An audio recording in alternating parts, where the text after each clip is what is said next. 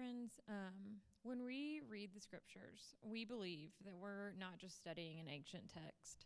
We believe that God actually speaks to us through these words. So I invite you to take a moment, take a deep breath, clear your head, and focus your attention on these words from chapter 15 of Paul's first letter to the Corinthian church. Let me now remind you, dear brothers and sisters, of the good news I preached to you before. You welcomed it then, and you still stand firm in it.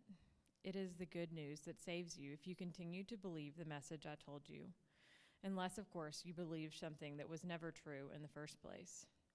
I passed on to you what was most important and what has also been passed on to me. Christ died for our sins, just as the scriptures said. He was buried and he was raised from the dead on the third day, just as the scriptures said.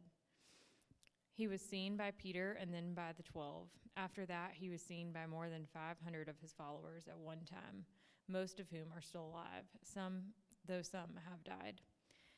Then he was seen by James and later by all the apostles. Last of all, as though I had been born at the wrong time, I also saw him. For I am the least of all the apostles. In fact, I am not even worthy to be called an apostle after the way I persecuted God's church.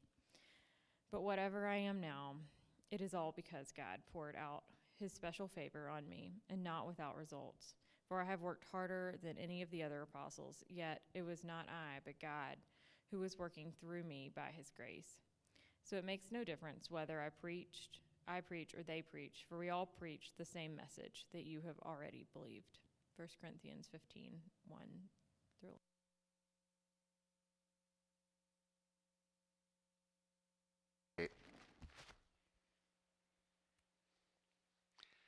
Hey guys. Christians say Christ is risen. Let me ask, what would that actually mean? Not just in the abstract, but in our ordinary, everyday lives. Or let me put it another way. What does it mean to live in a world where resurrection has happened? Paul, the author of 1 Corinthians, an early follower of Jesus, is reminding the Corinthian Christians of the original message that he brought to them. He said, Christ died for our sins, and he was raised to life again. He said this message was of greatest importance. Jesus died and he was resurrected. So we know about death, but let's get crystal clear about what Paul meant by resurrection. It means, first of all, that Jesus really, truly died. It wasn't an illusion, it was real. And then, on the third day, Jesus was raised again. The entire witness of the New Testament is crystal clear on this point, that Jesus rose again. His lungs started breathing again. His heart started beating again. He stood up on his feet and he walked out of the grave. It's the same body. He bears the marks of crucifixion. We heard earlier in the Gospel of Luke, he eats real food. His friends can touch him. He's not a ghost. He's not an apparition. He's really, truly human. And yet, somehow, his body is different too. He walks through walls, appears and disappears at will. Sometimes he's recognized, sometimes not. Something strange is happening here. His body is changed, not merely resuscitated, but transformed. When the first Christians talked about resurrection, this is what they meant. Not universal principles. We all have our own dyings and risings. Not the cyclical patterns of nature, winter and spring, sunset and sunrise. No, they were talking about an event. Christ has been raised from the dead by the power of God. An event, they claimed, that had happened in real human history. Now, maybe you're here tonight and you're like, this is just ridiculous. And I can certainly empathize with you on that point. It is an incredible claim. But if you are curious and you'd like to dig more into this question, I have some printed copies of an article over on the table over there. You can pick one up. In fact, if you'd be interested, I'd love to get coffee with you and talk about this. But right now, I'm not going to go into the reasons why I believe that the resurrection really happened. For now, I just invite you to consider some of the implications of what this would mean if it were true. So, why would any of this matter to my ordinary everyday life? There's so many things I could say right now. In fact, that's why we're doing a series on this subject. But tonight I want to zoom in on this one thing, that death doesn't get the last word. If you've ever heard Katie or I talk for more than 2 minutes, you've probably heard us say this: Jesus is making all things new. Here's what we mean by that. We believe that when Jesus walked out of the tomb on Easter morning, he conquered death.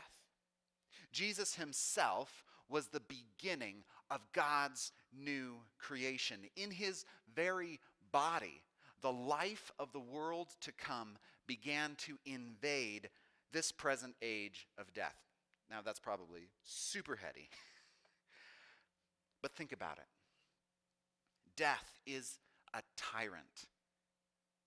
And because of Jesus, the reign of death is coming to an end. Death has been given a death sentence. And so, we live in overlapping ages. We live in the here and now in overlapping ages between Jesus' resurrection and his return. Because of the resurrection, we have a promise, not of an escape into an afterlife, but the promise of this world made new, again, by the power of Christ's resurrection. Now, we won't see our world fully made new until Jesus returns in glory. This is why we still see the power of death wreaking such havoc in our world. And yet, we believe that something of God's new creation is actually breaking into our present reality.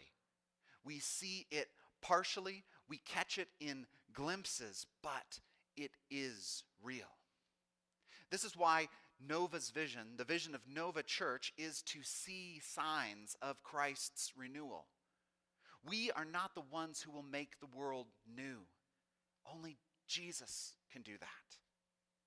But wherever we catch a glimpse of renewal, we know that resurrection life is at work.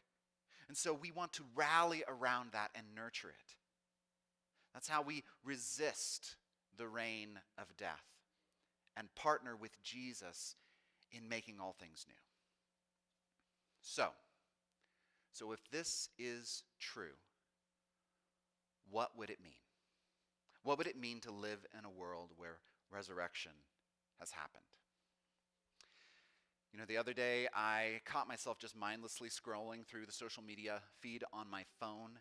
And as I scrolled, I just felt worse and worse about myself, about the world, about life. And in that moment, the thought passed through my head, this is so deadening. This is so deadening. And a moment later, I sat up in my chair and I turned off my phone and I went to play with my kids. This might sound extreme, but I realized that in that moment I was deadening myself. I was actually cooperating with the reign of death. Now, I'm not saying that social media and smartphones are killing us and destroying our world. Hordes of researchers are saying that, but I'm not saying that.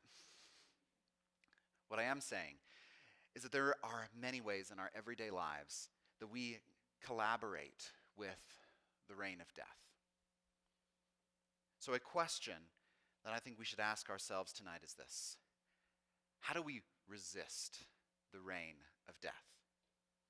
How do we resist the reign of death?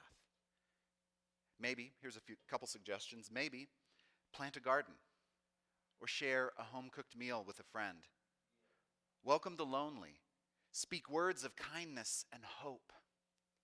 Create something new and beautiful. Write a poem or paint a picture. Sing or dance. Care for our earth. Recycle. Start composting. Go for a walk or call a friend. Go see a counselor. Seek healing in your own life and in your story. Give generously. Listen to the oppressed. Fight for justice. Share the hope of the risen Christ. Just a couple suggestions. I think as Christians, though, one thing I want to emphasize in particular, as Christians, we have to resist any casual kind of shrug your shoulders attitude towards death. When we see yet one more mass shooting in our country, like we saw this week, when we see another act of violence against people of color, like the killings of Dante Wright and Adam Toledo, do we just helplessly shrug our shoulders? That's resigning ourselves to the reign of death. But when we actually grieve death, wherever we see it, when we lament death, we resist death's power. Because we are making a statement that death is an enemy. And it is part of the old order of things that is passing away because of Jesus. Christians, we should grieve death. We should lament death. But we should not fear death. Now, don't get me wrong. I'm not trying to minimize death in any way. Death is real, and it's personal. I think of my own cousin, Cody, who died of sudden infant death syndrome when he was 30 days old. I think of my childhood friend, Tiffany, who at the age of 16 was killed when her car's airbag accidentally deployed. I think of my grandma, Tony, who wasted away fighting colon and liver cancer. I think of my 93-year-old Grandpa Charles, who died of COVID last year. There's been so much death this year. And the truth is that each of us will face death one day. But if the claims of the Christian story are true, that means the beast has lost its teeth. The lion has been declawed. The tyrant has been dethroned. So, again, this might seem super heady to some of us, and that's okay. I want to just provide some time right now and guide us through a time of reflection and some conversation. In a moment, I'm going to invite you to share with the people who are sitting near you. Maybe you totally disagree with what I've said. Maybe you think all this is nonsense and that the guy up here is a total nut job. That's fine. You can say that. You're welcome to say that. But first, let's just have some time in silence to process, to reflect on what you've heard today. So let me invite you to take a moment to listen. Maybe listen even for what God might be saying to you right now. Let's enter into silence.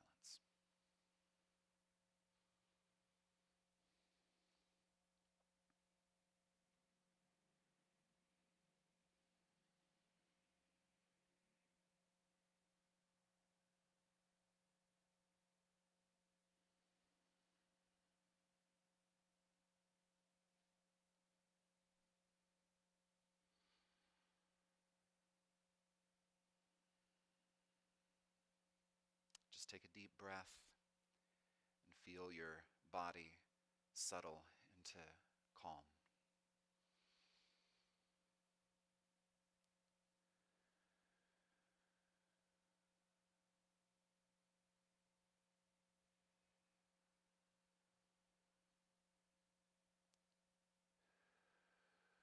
As you breathe out, let go of any tension that you feel in your body.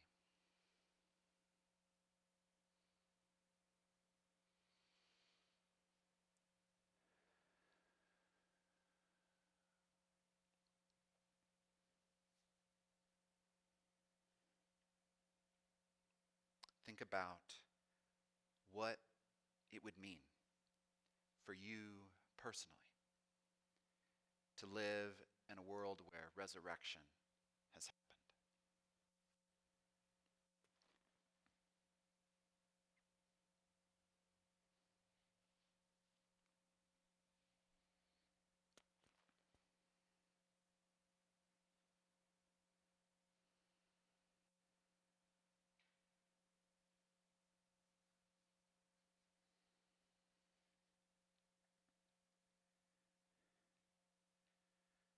How can you resist the power of death in your normal, everyday life?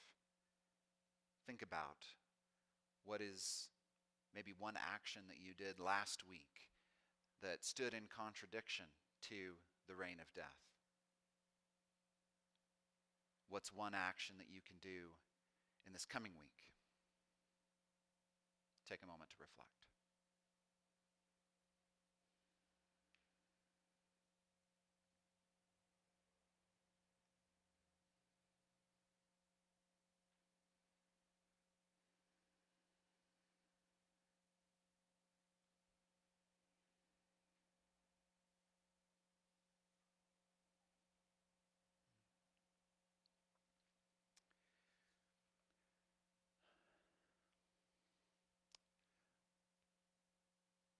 All right, thanks, guys. You can open your eyes.